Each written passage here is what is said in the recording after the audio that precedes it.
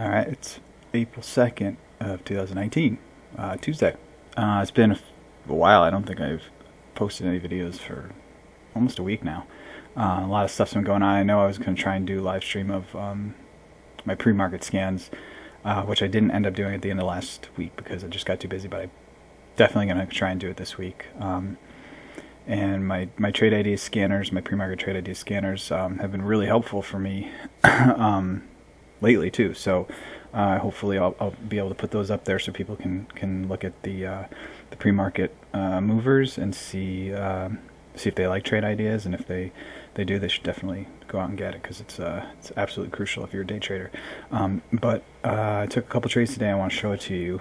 I think the first trade I took came off of a gappers list scan that I have, gapper scan, and that was there it is, ADXS. So I got in right here as a short. You can see the little indicator there, little marker that IB puts in for your trades. So I got in right there, and the reason I got in was, if you look at the daily, it's been kind of all over the place lately. This is a daily chart, so each one of these is a day. So yesterday had a big gap up, but then it came way back down. And then it gapped a little bit down today. So it ended yesterday at about 6:51, and it opened today about 6:17, 20, somewhere in that range. So a little bit of a gap down. And the reason I got in, this pops up in my gapper scan, which looks for even small gaps like this one. You can see here, closed yesterday around there, opened right about here. Almost a 30 cent, I think about a 30 cent, over a 30 cent gap down. So I was watching it around VWAP, and it had volume, had a decent amount of volume compared to its average daily volume. So it tried to get back above VWAP. You see this long tail above here, meaning buyers tried to bring it up, and then it closed below VWAP. So it couldn't get above. So I got in here. One of the reasons why is for gaps down, I really like to look at the a 5-minute chart with an 8 EMA and a 20 SMA, and use those together, because a lot of times when the stock moves down, it'll obey this 8 EMA, basically run down with it. And you see here, I got in because I saw it kind of shadowing it right here. I never really touched it, and that should have been a clue to me to basically take profits when I could have, because as you could see, it did move down, and I didn't take any profits because I was looking for it to get down to about 560-ish. I got in at 590, what did I get in at, 96, and I wanted to get to about 560. So about 35 cent drop I wanted. And as soon as I got here and started moving away from the 8 EMA too much, I should have taken some profits, and I didn't. I wanted it to keep moving, and then you had a big green engulfing bull candle here. That should have been a sign to me to take some profits at least here, but I was stubborn. I thought maybe there'll be just a green bar ignored, there'll be a big red bar here, and it didn't. Should have taken some profits here since I saw that didn't happen. But I was assuming maybe it would use 8 EMA as a resistance and then continue back down. It didn't. It came right back up, and I got out right below where I got in. So basically a push trade. I got out at 595. I got in at 596. So moved. I basically got a 1 cent gain on this trade, and then you can kind of see it's moving sideways now. So I don't know what it's going to do the rest of the day. But this is another one where management of your trade is key. Since this wasn't a really smooth moving trade, right? It's kind of got wicks all over the place, and even though it looked like it was obeying the 8 EMA, should be taking profits when you can, which I didn't. And you know, you can be less, you can be a little bit more conservative on these kind of trades because there's a little bit less predictability. If it had been moving nice and smoothly down with this 8 EMA, I'd say, oh, maybe okay. You can kind of wait on it and take profits out once it gets to your target. But since it was like dropping down away from the 8 EMA, moving back, dropping down, and then a big drop here, you got to take your profits when you can. So no loss here. I didn't lose anything other than commission, which I think in total with the 1 cent gain, I lost basically nothing. I think I made a little bit. So it wasn't a horrible misplay on my part. But yeah, I should have played that better. So the other trade that showed up in a pre-market scanner and I will show you my pre-market scan that it came up on. Here it is. So this is my pre-market scan, and I don't think it's there anymore. It changes obviously as the day. Oh, here it is. Yeah, APU. APU Nahasapita Pedalon.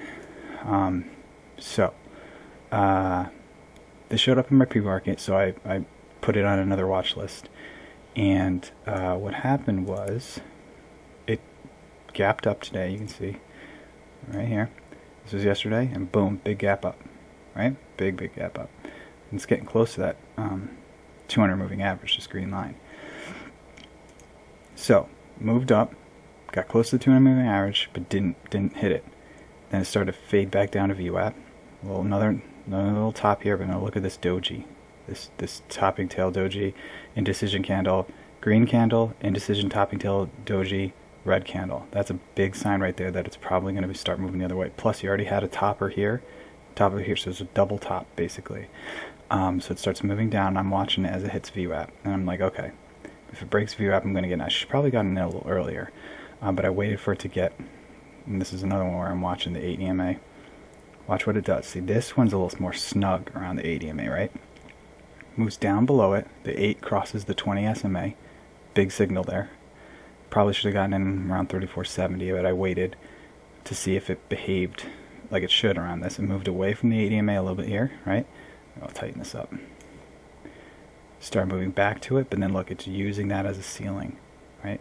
Resistance. So I got in. As soon as I saw that, I said, okay, it's not going to be able to break that, hopefully. So I got in at 34.61. Got in at 34.61. And then look at this. Nice big, boom, big drop right there. Down to 43. Then it came close to my first target, which was 35. And I exited around 34, what was it, 34.40, I think? Yeah, I took some out at 34.40 for 20 cent or 21 cent gain. And then finally it broke through my first target, and I took out the rest at 34.32, so a little below that target. So basically an average right around my target. And then see how it's moved. One of the reasons too is because I saw it move away from the 8 EMA a little fast, which meant it could regress right back to it pretty quick. Not that it was going to break it, it could still keep moving down, but I just didn't like that it moved away so fast. That big drop, you don't look a gift horse in the mouth. You see that break, take some profits, move your stop up. So I did. I took profits here, and then when it broke my actual first target line of 34.35, I moved my stop right up to the top of this big drop candle here, so that no matter what, I wasn't going to lose any on my remaining shares. But it kept moving down. I said, all right, I'm going to take my shares out here, and I got it at 34.32, just below my first target. So it was good. So then it kind of regressed back to this, but I think it's going to probably keep moving down. The only thing that makes me think that this could continue, that this could actually start bouncing is, if you look here, if you can kind of see here on this 15-minute chart, the 10 EMA it's resting on it right now. Sometimes when it hits that 10 EMA, it uses as a support and then continues back up. But this is a pretty steep drop. I think it can continue dropping the rest of the day. And plus, when you look at these kind of gappers up, a lot of times they gap up, and then there's a big red candle on this gap up because people are taking profits and it brings it back down. So, but as you can see, it's kind of moving sideways here. So my guess is it is gonna keep moving down at some point. It's continuing to use the 8 EMA as resistance and drop. But I'm all out. That was a win, and that's all I needed today. So I will try to do a live stream of my pre-market scans at some point this week. I'm still a little rough in the morning getting that going with so much other stuff. That's even if you don't trade the early pre-market, or you don't trade the first 15 or half hour, which I usually don't. I usually don't take any trades in the first half hour. Most of my trades come after 10 o'clock, and the majority of them come after 10:30. So even if you don't, the pre-market, this came up in a pre-market scan. This is, it's crucial to be able to see what's happening in the pre-market to know what might happen later in the day, because I didn't take this as a long in the early hours. A lot of people did. They made a pretty nice chunk of change on this boost up. But I was waiting for the second play, which was the drop down, and that's what I got. This is what I'm more comfortable with. I wait for that setup. Here, it's hard to know what the setup is. There's so much activity going on. I like the trade to let the trade come to you. I always say, if you let it come to you, let it move into your comfort zone, into your strategy. And if it doesn't, you don't take it. But if it does, like this did with this cross of the 8 over the 20 here, down below, and then the stock kind of riding that as the 8 EMA as a resistance line, that's part of my setup. So that worked out well. So again, pre-market scans, hopefully have them up this week at some point. If you have any requests for type of scans, I can put those up as well. All right. Good luck trading.